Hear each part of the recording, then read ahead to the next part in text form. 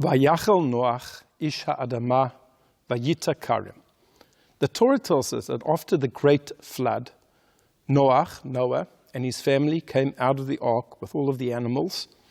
And Vayachel Noach began, ish ha'adama, he's described as a man of the earth, vayita karim, and he planted a vineyard. And he produced grapes, and from the grapes he produced wine, and then he became drunk. And something which was really tragic happened thereafter. And the Midrash says something quite remarkable. It compares Noach and Moshe, Noah and Moses.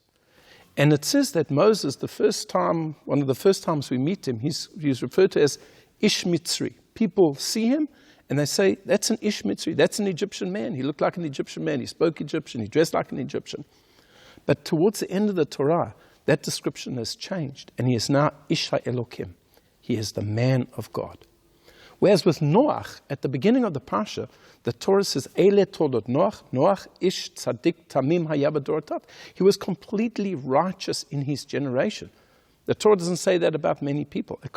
It says that he was completely righteous.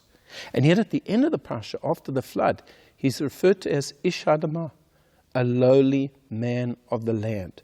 He had lowered himself. Why had he lowered himself? Well, the Torah says, Vayachel Noach. Noach began, and he planted a vineyard. But the word Vayachel, the sages tell us, is from the word chulin, to profane. He was holy, and now he had profaned himself by doing this. What was so terrible about what Noach did? You know, if we put it in modern terms, he was stuck in the ark for an entire year. It was like lockdown for an entire year. He couldn't go out. He was involved the entire time looking after his family and the animals, non-stop, 24/7. It was terrible. There was darkness. There was a storm raging outside, and everyone was dying outside. One would perhaps, cut him a little bit of slack and say he was entitled to have a drink. But the Torah looks poorly upon him, because after destruction, there immediately has to be rebuilding. This is something that I saw very often when I learned in yeshiva from our late Rosh Yeshiva, Rabbi Azrael Chaim Goldfarb of blessed memory, who learned in the Telz Yeshiva in America.